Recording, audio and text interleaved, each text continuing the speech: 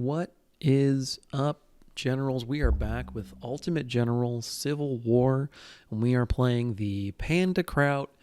The JNP Rebalance. Jeez. We are playing the JNP Rebalance Confederate Major General campaign. We have the army right after Shiloh. I've only cleaned up the units that we're going to be taking into the side battles. So that's the first 10. And we're moving into the battle for the skirmish around First Winchester. And this is leading up to the battles around Gaines Mill and Malvern Hill. So this is another one where I don't think you get extra units compared to where you would have gotten them in the vanilla game. Or maybe you get 8 in the vanilla game. I forget. It's been long enough since I've played this. Anywho, our command is tasked with securing a town that's under Union control. And we're figuring out what we're going to bring. So we have the entire army that we brought to Shiloh. I've only bumped up certain units. So some of them haven't been touched and some of them have been built up. We're bringing 3 dragoons, which is the one that you get after. That's Forrest's unit. It's the one you get after Shiloh. And they've been given the Cookin Brothers because that actually has surprisingly good stats for a skirmishing carbine cav unit. I envision a lot of use of them as sort of a fire brigade. So dismounted skirmisher fighting and so forth and so on. And when we're bringing in a good selection of artillery, so we're going to level the 24-pound howitzers up. We're going to get the 10-pounders some experience. These are both relatively small batteries for this stage in the war, although not terribly small from the vanilla perspective. And then we're bringing in first howitzer, first artillery, which is the 12-pound howitzers. And then we're bringing in some units. So while I'm laying everything out, we'll talk a little bit about, out-of-game stuff, and then we'll swing back into the battle. But broad notes, this is a really exciting, fun battle. That one of the things that I think that makes this battle sing in comparison, or one of the things I think that kind of breathes new life into the game, is the AI really forces me to adapt and play a flexible strategy compared to how I would normally have approached this fight. And I go into this battle, and the fight that I was expecting and the fight that I get are really two very different things. It's very cool. It's very cool that the battle pulls this off.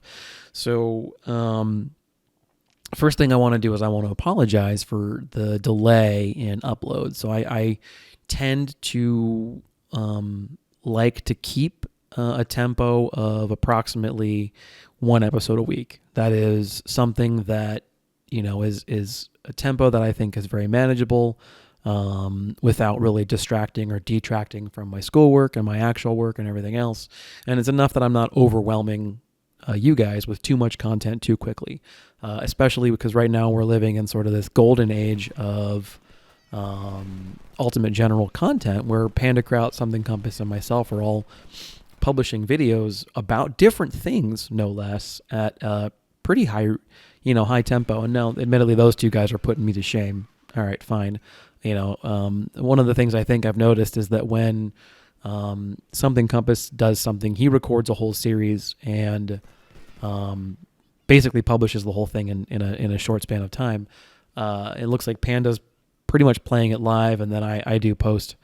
And I typically I wait for feedback basically from the episode previous before I record the next one. So if someone has questions or someone has a comment or whatever, I can go ahead and think about it going forward. So the delay is, honestly, this semester is kicking my ass, to put it completely blunt.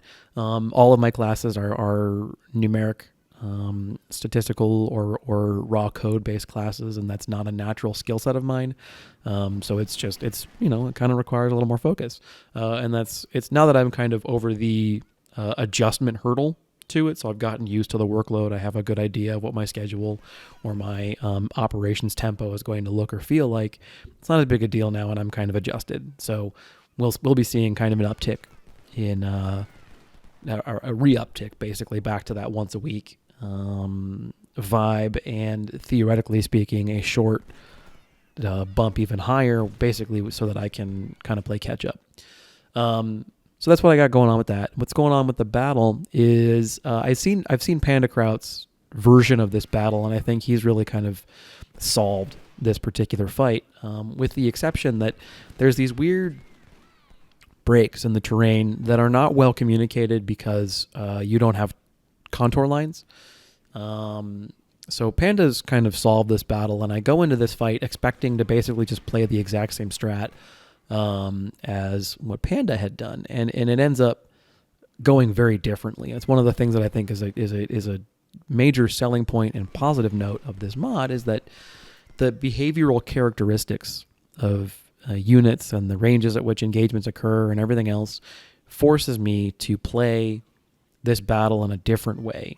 And admittedly, I think if I'd gone into it with the usual, hug the left or hug the right kind of battle plan, I would have been able to make that work. But, ultimately I don't do that, because just the situation on the ground doesn't, I'm not going to say it doesn't allow it. Like, I could have reset and gone that way, but the situation kind of calls for something different. And a commander, especially in this game, needs to understand that there's maybe a community accepted way. Like, the community will have maybe an accepted strategy that considers itself like, oh, this map has been solved. And that's generally the case for most of these maps, is that we all have a loose idea of what the best strat is. But if the situation on the ground dictates a difference, you need to be able to read it, understand that you need to shift, and then shift quickly. And that's what this battle really kind of forces me to do quickly. So there's some all-stars that I want to especially call out, and you'll watch this over the course of the fight. So 5th Sharpshooter, they were just a generic light infantry unit going into Shiloh. With the 5th, they had been given, I believe, Lorenz's or possibly Enfields, I forget. But basically just a generic infantry rifle with relatively good accuracy characteristics. And coming out of Shiloh, one of the things you can buy with Reputation is the scoped Whitworth. And you get a pretty healthy amount of them, 250, which is solid. So I just bought them and dumped them into this unit. And holy shit. So if you are playing the Confederate version of this campaign, get them as soon as you can. Buy every single scoped Whitworth you can get your hands on. And I will go on record. In the vanilla game, I'm one of those guys who's like, the regular Whitworth is fine. I thought that in my Union campaign, I thought that the J.F. Brown unit did well, but I thought the Sharps were fine. And they were available in bigger and greater enough number that I could be a little bit, they didn't require as much babysitting, because it wasn't the end of the universe if you had one die. If you had a unit take a couple losses, it wasn't that big a deal. And with, excuse me, with the UI modification changing the damage reduction curves as artillery, breaches the 14 gun size band out to 24. In the vanilla game, those guns, because those batteries are so large, are actually end up being a little bit less effective. And in the it's not a rebalance mod, but I mean it kind of is. In the Panda mod that just does the UI stuff. Basically, it's the UI changes of the JNP rebalance mod, and then a tweak to the efficiency curves. Those ginormous Confederate batteries towards the end of the war, they were really hurting. So these units that had J.F. Browns or whatever that were very expensive to replace the losses on, they were getting chewed to shit and back. And those units have good stealth, and I could shoot from far enough away that it wasn't a big deal all the time.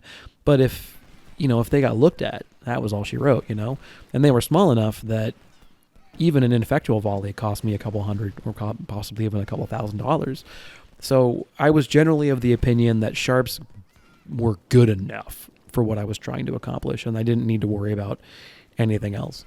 Well, let me tell you, I am a believer when it comes to the scoped Whitworth and the rebalance, some of the ways that the numbers shake out.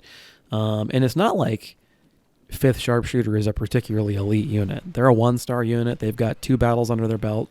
They were around. So again, I'm sorry I lost the footage. It's a real shame. 5th was around for Stay Alert. They weren't present during Ambush Convoy because you get the 10. But 5th was created as that extra unit that you may theoretically be able to bring into Stay Alert. So 5th got some experience there. 5th got some experience at Shiloh. And so they're not like green recruits. But they're not, Green Berets either. And they really punch way above their weight class in this battle. They continue to perform. Their range of 1600, the native accuracy and the damage curve of the rifle itself, along with an increasingly higher and higher accuracy stat, or not firearm stat, over the course of the fight, they continue to perform. So scoped Whitworths are worth their weight in gold, and they're worth every single point of reputation you can put into them. I know that I generally shit on skirmishers as just not being worth the effort. They're good. They do great. They punch above their weight class, and sometimes they're required, especially for spotting and that kind of thing. But especially in the vanilla game, it got to the point where I just didn't want to F with it. Like I was too busy tracking other stuff, and like by the end of the campaign, you're usually burned out anyway. So, all those things together, you're just kind of done with it. So method of operations or concept of operations. Initially, my plan was to post up the skirmishers in that little copse of woods to the north and east of 3rd Ordnance, and then try and see if I can't bait the enemy to come advance and attack my line. And I was going to do that by using skirmishers and dismounted dragoons and just kind of probing their line and banking on the enemy being really aggressive. For some reason or another, and I genuinely couldn't figure out like why, they didn't take the bait. Like usually you can trust at Major General the enemy is going to be really aggressive, and that wasn't the case here, and I couldn't put a finger on why. So right around now, I get the impression it's not gonna work. And I've done enough recon to go take a look and see that they've got 2 or 3. I've beaten one down pretty good, so we'll call it 2.5 batteries of artillery that are at really good size. One's at pushing 500, one's at 3 and change, and one's down to like 150 at this point, but was originally like 2 and change. And they're not coming out. And they've got skirmishers aplenty, so they can see me. They know what's up. They've got, eyes on my position.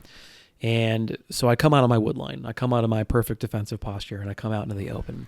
And the thought process is that I'm going to move my entire command as one block and shift south. Move obliquely and shift south, continuing to put my face toward the enemy, but rotating my entire command south, then push into that rectangle of trees that is directly west of Winchester, and use that position as a base to push into the city, because I've seen all of their artillery is deployed to the north of the city. So the thought process is this is the best approach that I've got. It may not be the best period, but it's the best approach that I currently have access to in the 2 hours I perceive myself as having left. Now, the reality is that they've increased the time as usual, so it's not as big a deal. Well, that doesn't work.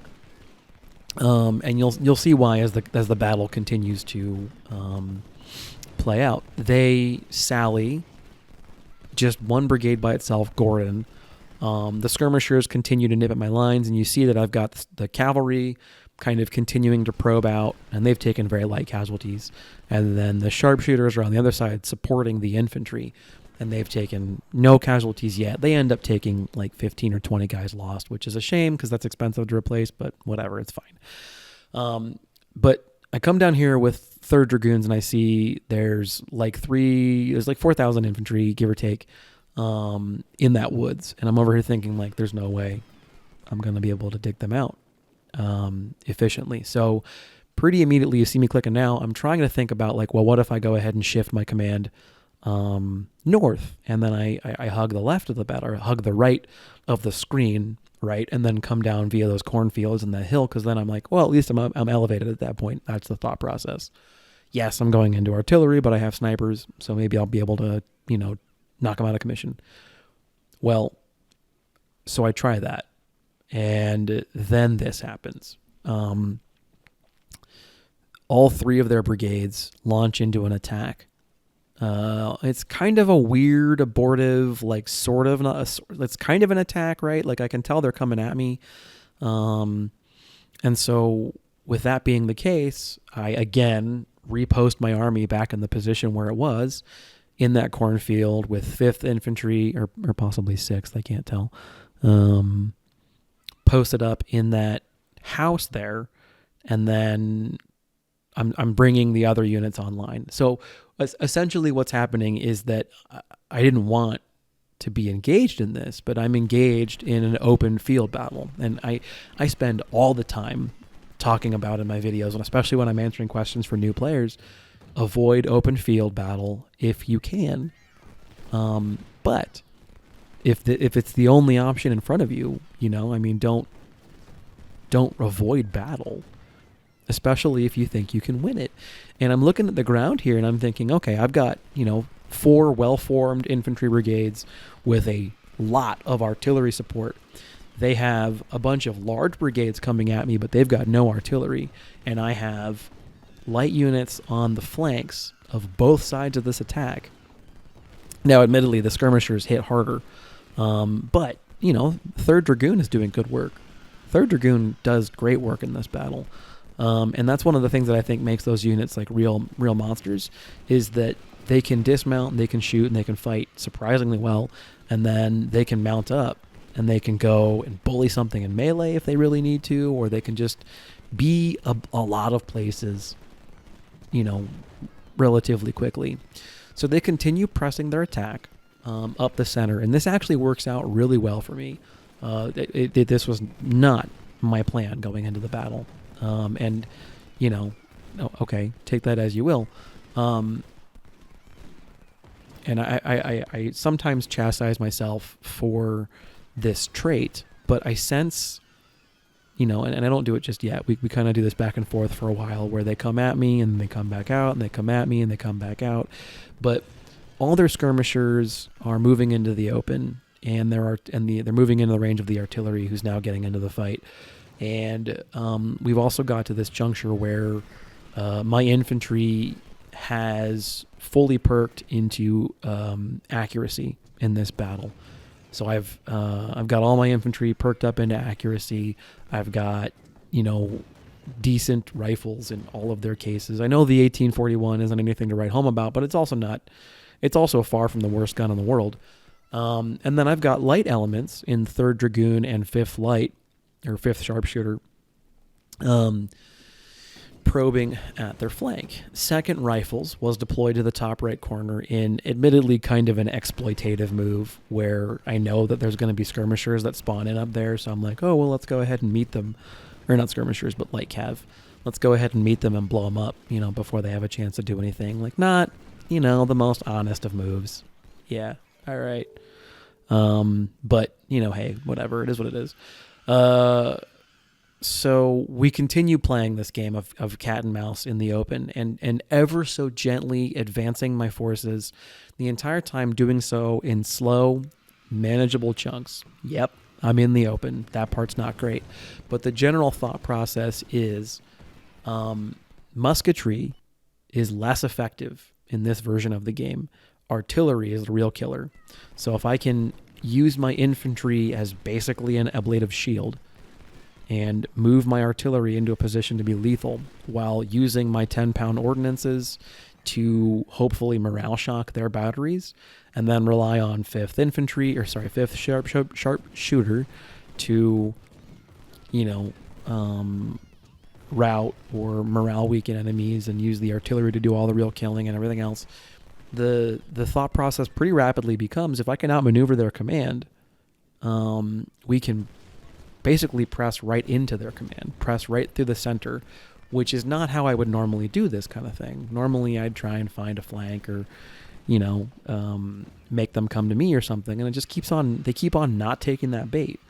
And so it doesn't change the fact that we need to take that flag. So how do we do it? And this is how we do it. I get the infantry moved up to the point where they're able to exchange fire directly with those batteries, and it's expensive for a moment. But pretty rapidly they start to buckle under directed infantry fire straight onto the batteries. 3rd Dragoon continues the sort of cat and mouse game with Donnelly, who's a brigade in the woods to the west of Winchester and south of my current position. Ultimately, we end up getting 5th Infantry directly involved against Donnelly, and the Dragoons kind of continue acting as the bait. I get them in this this farmhouse, which is excellent cover. And then this is a really great pairing. So 2nd Rifles has drawn the ire of, let me take a look at the names here. Looks like maybe Collins, Cobbs. Yeah, Cobbs, and also Bartlett. And so 2nd Infantry's posted up in a farmhouse, getting cover, but not really doing a lot of direct killing themselves. But 2nd Infantry is supported by 5th Sharpshooter. And so these waves of attack continue to move in on 2nd Rifles' position, but they continue to find themselves again and again and again either morale shocked, or even broken because of flanking fire from these incredibly effective skirmisher units. And this is why I say they punch above their weight class. It's not just the killing. Absolutely, it's the killing. No question about it. They reap a toll. Okay, fine. But it's also that they shut down these offensives of the AIs, and they continue to allow my units to stand their ground when unsupported, or if the unit was unsupported or less well supported. It's possible that 2nd Rifles could have been overrun, because 2 charging Union brigades is enough for sure to really kind of ruin my day. But because of the farmhouse and because of the snipers and everything else, 2nd Rifles is able to repulse a number of successive attacks on their position. And then, they take some rifle fire, but as you can see, it's not super duper effective. And I move into this cornfield. And now what I'm doing is basically in between volleys, I'm trying to move 2nd Rifles so that they can rejoin the main command. And I'm turning this set of woods north of Winchester into a bunker. And I'm going to move my artillery in there. I'm going to move my supply wagons in there. I'm going to move my commander in there. And we're going to just kind of post up and say, hey, come kick us out. At the same time, 5th Infantry, now that the Union infantry has been cut out of the woods to the west of Winchester, starts to push into the edge of the town. And admittedly, I don't have skirmishers. I would prefer to be leading that particular effort with skirmishers so that I can kind of get a better gauge of what's in front of me. It turns out what's in front of me is just skirmishers, and that's it. Just skirmishers and a battery. All of their infantry now, as far as I can tell, at the moment, and it ends up not being the case, but at the moment, all of their infantry is outside of the town until I see Gordon. And so I push into the town, and I get 5th Infantry in the town, and more importantly, in the town's cover. And by the time Gordon is able to engage, well, really quickly, I'll get back to Gordon. So I was really happy with how this worked out. I was able to slide 2nd Rifles into the woods behind 4th Rifles. So now all of the infantry command is now in there, and 2 brigades of theirs have basically been cut off from the rest of the battle. So to get to Winchester, which is the part of the battle that actually matters, they have to engage my dudes who are in really good cover with support from 24-pound howitzers. And this is where the Lightfoot takes some casualties. It's pretty frustrating, actually. The AI knows the high value targets, and so it prioritizes just like I would. And I can get whiny about that, but honestly, that's what I do. I would, it would be unfair if I had target prioritization ability, but the AI didn't, So I can get whiny about it, but it is what it is. So there's some really cool things that are happening on this map right now, just in terms of the way that specialist finger quotes here units are working in support of line units. It's really cool. So back to the town. Before I get on that subject, I realize I'm bouncing all over the place here. 5th Infantry engages Gordon directly to the front in the town. And by the time I've done so, 5th Infantry is in good cover, which is fantastic. Gordon, their only infantry in the town, moves to engage. But 1st Rifles has flank, and 1st Artillery, which is my big 12-pound howitzer unit, is right there in canister range. So Gordon never really has a chance to properly form up, properly engage, properly pour some volleys into me. None of that. Gordon doesn't get a chance to do anything. And that's why a lot of this stuff fortuitously works out. I would never recommend to a player that the best way to attack is through the enemy's center. It's not the way that this game usually works. This game usually works by way of attacking the flanks. But because when their units routed from contact in the center, they routed out, it created a gap in the middle that my army could enter. And now we've filled the middle, or the center, and we're pushing them. We're separating the forces on the flanks from the center.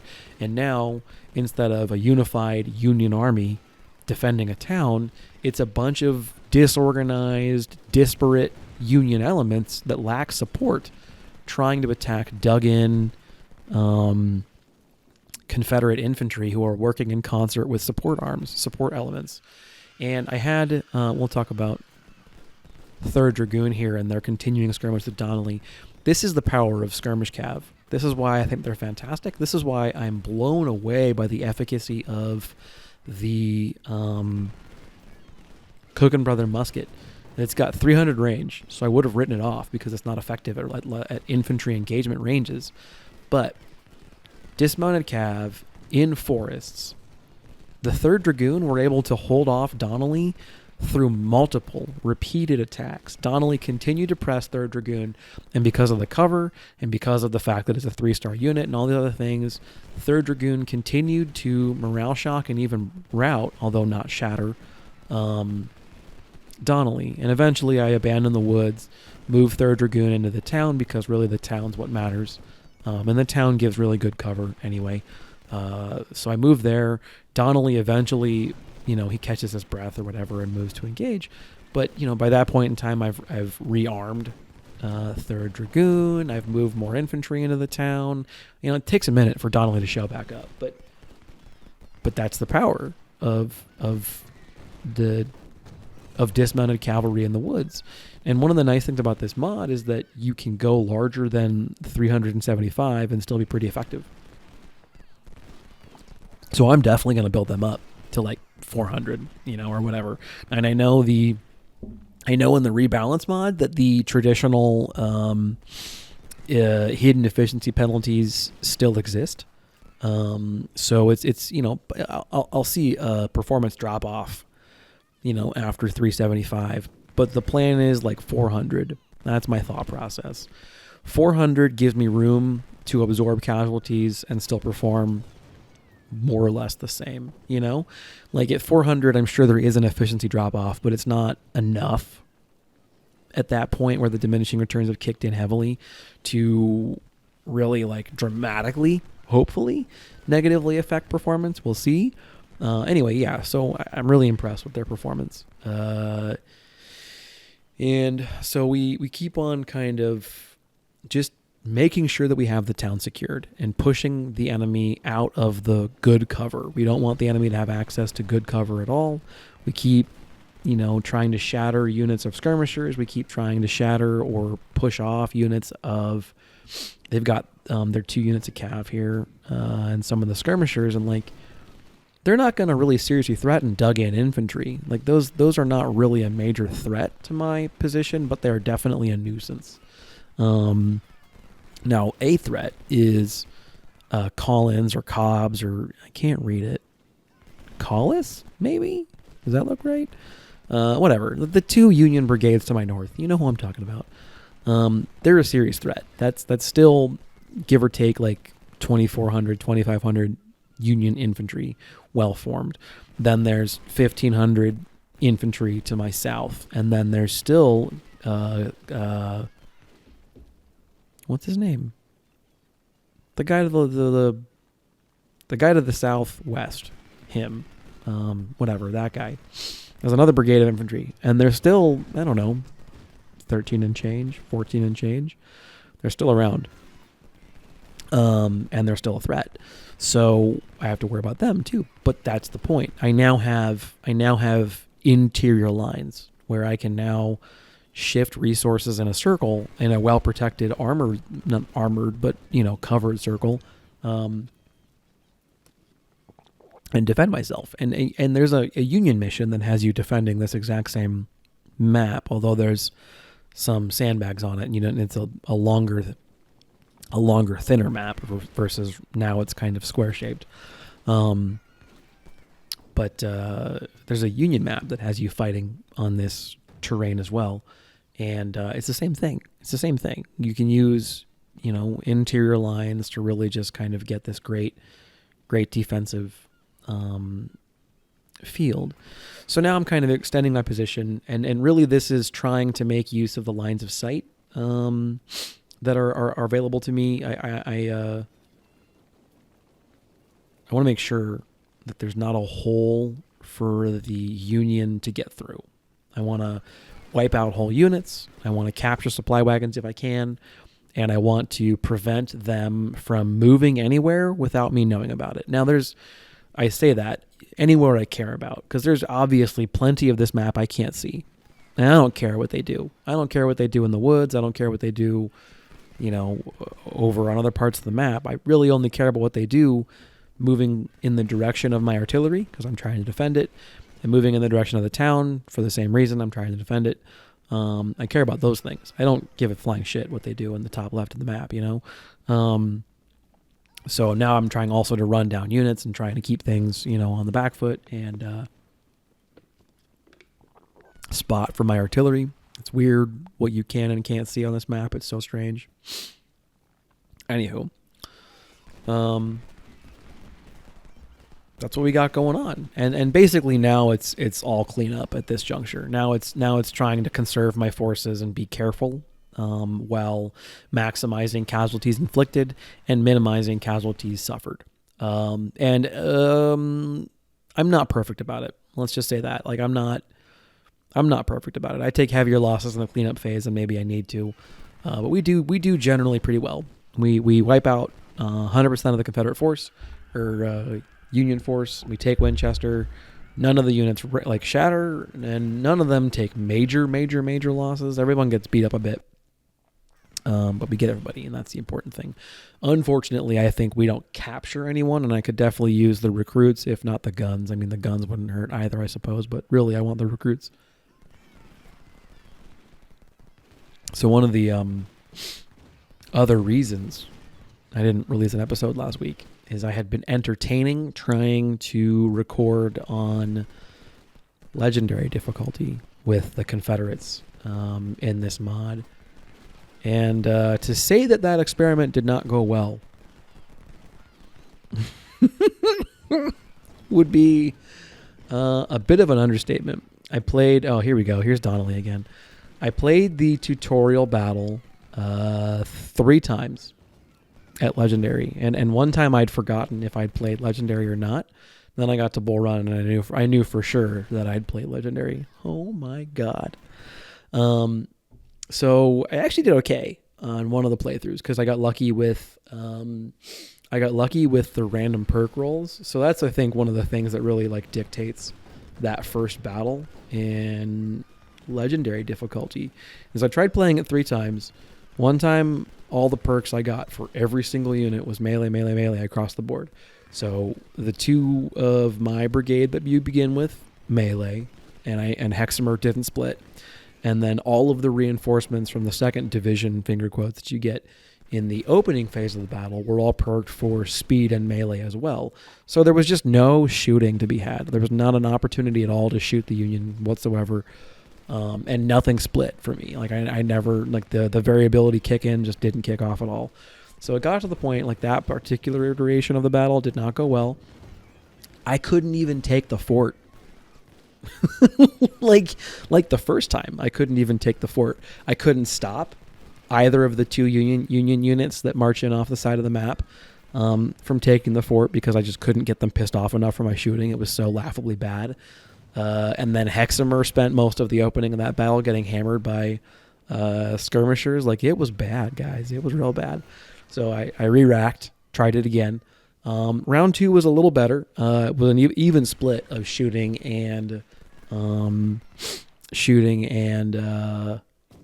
melee. But I was pretty sure I had forgotten to click Legendary on that go-through because the battle was really smooth. And I didn't get like super lucky on variables or anything like that. It went really smooth. So that one I re-rolled just for like to be honest, because I don't know how to confirm after a campaign has started if you're playing on Legendary or not. I have no idea how to do that.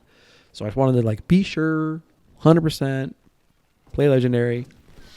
So the third time, I got incredibly lucky at Potomac Fort, which is good because I was getting pretty sick of the battle at that point in time, especially at the speed with which the rebalance mod moves. Like that first battle's a slog no matter what you're doing, but it's a real slog if you're going through and trying to play it, at rebalance speeds.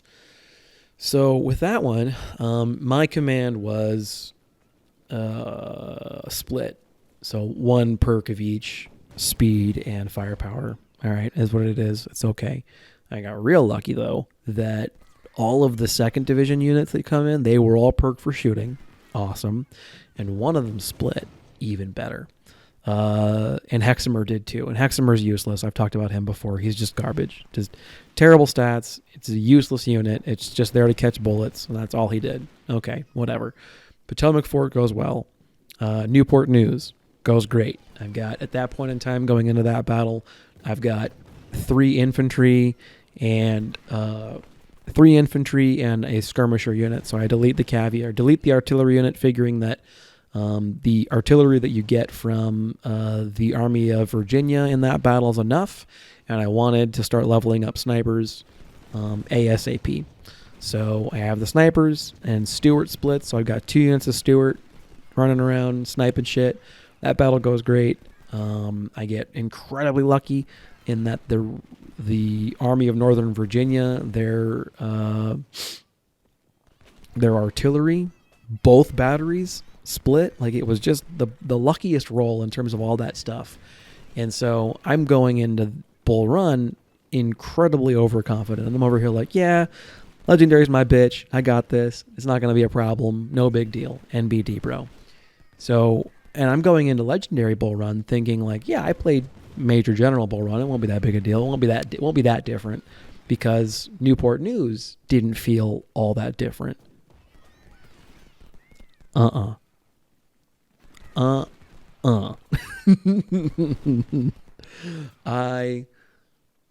man, I got my ass handed to me. Bull Run took me to dinner and like it just took me out. It didn't buy dinner. It didn't wear a nice, suit. It was oh Jesus, Bull Run was rough because it's the rebalance mod. And the AI units that you get, they're all basically the same size as in the vanilla game. They're all, I don't know, 1,200 guys. Some of, like, Stonewall Jackson's command is the usual, like, 212. Like, it's his I'm assuming regiments are tiny, itty bitty, and they fall apart.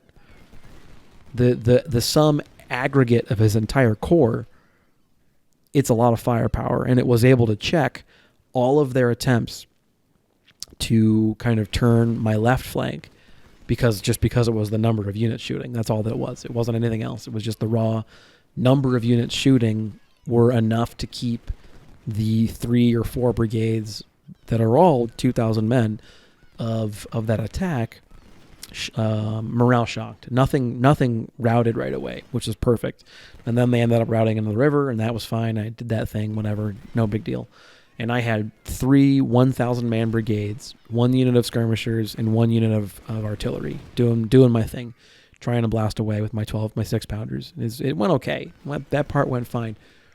The issue was that several of the Union units in that battle, and I mean several, were 4,000 men or larger. And it didn't matter that they had garbage stats. It didn't matter that I kept blasting the crap out of them with artillery. It didn't matter because they just bullied everything around. They just pushed through it. They didn't care. And so they'd get a charge off and I wouldn't be able to retreat fast enough or whatever. They'd push into my line. They had 12,000 men clumped up in a very small space on the flag in that tear-shaped piece of tree next to the flag at Hamilton at the hill. I put just endless volleys of artillery and rifle fire into them. But the thing is that the infantry is, at this point in time, all of my infantry is down to 500 apiece, give or take. A lot of the infantry units from the Confederate side are starting to shatter, not because they get wiped in melee, although that did happen too. They're starting to shatter because one or two volleys from random musketry is enough that they break. And I'm over here I can't merge them because I need the coverage of the front. And so these infinite endurance huge Union units just come swarming at me and kill me in melee. And it's just there's not much I can really do about any of it. And eventually the army just doesn't have enough endurance. And I don't mean condition. They don't have enough endurance to just stand up and continue the fighting that Bull Run asks of them. So I'm not convinced that legendary is impossible. Far from it. 1,000 men isn't even remotely enough for a brigade. So here we go. First Winchester done, 1,200 Confederate infantry, 8,000 Union, 1,000 artillery, 1,400 cav, and 340 captured. Or 330 captured. All the units do well. The sharpshooters blow me out of the water with how well they do. 2,300, 2,260 in kills, and 35 lost. Nuts. What frustrates me is we only get so many officers promoted. That sucks. Part of this, I think, is that the experience curve to level your officers up has been adjusted. I didn't catch this in the patch notes, but it's right there. It's right there. I could have seen it. I could have been, if I was paying attention, I would have picked up on it. It's right there very obviously that you can level captains to major very easily. Captains to probably even light colonel or colonel is really easy. Leveling officers to colonel is trivial. Leveling officers above colonel becomes increasingly difficult. The XP curve is exponential, I think. So it, excuse me, it becomes a real problem. It is what it is. It's fine. It's very hard. It's very hard to level units up or officers up above a certain point. So managing an officer pool is, I talked about it before, a vital side game, I guess you could say, for the rebalance mod. Now I'm taking a look at what I'm going to do with the perk for first artillery, my first native 2-star unit that isn't second rifles deleted and recreated. That's, frustrating, but it's welcome to the experimentation phase. I'm trying to figure out what I want to do with career points, and now I'm leveling or I'm refilling up 3rd Dragoon. And I know using raw recruits in Forest's unit is heresy, right? I know that's kind of a thing that we don't do. My thought process is that the units and the officers level as a direct result of the experience or stat changes, the experience gained or stat changes in the units. And the units gain those stats by fighting on the battlefield. The introduction of raw recruits drives those stats back down, and the stats that are already at 100 are the ones that are likely to be leveled quickly. So continuously bringing in new recruits gives me an opportunity to continue earning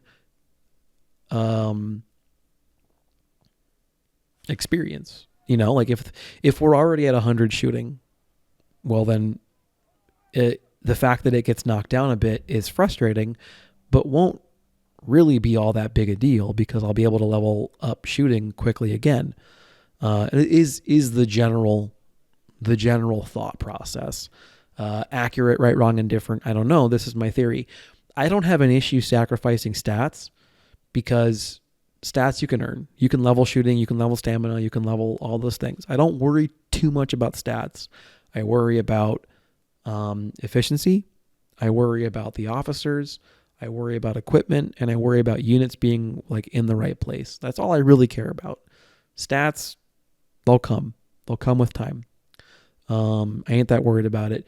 And you cannot level your officers if your stats are as high as they're going to go. You know, if you get an artillery unit with like 100 firearms and 100 stamina, what do you do? What do you put in there? What officer do you put in that unit anymore? Like, because nothing else is going to level up. So you got to find some other way. You got to farm experience somewhere else and put it in that unit. And that's just kind of, I don't know, it's hard to fit. So on the screen, I genuinely forget what I was like looking at here. I'm probably trying to figure out what guns I've got going into the Gaines Mill campaign, because you need to fire up a second core here. Like, that's hard to do. And in Panda Crowd's videos, he fires up a third, which is unimaginable to me. But we're wrapping up the video here soon. So very quickly on the whole officer management thing, one of the cool things is that when you lose an officer in battle, it automatically generates a free officer one step lower. So if you lose a colonel, you gain a light colonel, so forth and so on. So if you go into these battles and the officers are wounded, you're going to have, you know, a bunch of officers waiting for you at the end of the next grand battle. So there's that. Anywho, we'll see you guys in the next one. I hope you have a good one. Can't wait till the campaign leading up to Gaines Mill. I'm sure Gaines Mill is going to be a lot of fun. And until then, this is Fiasco, signing out.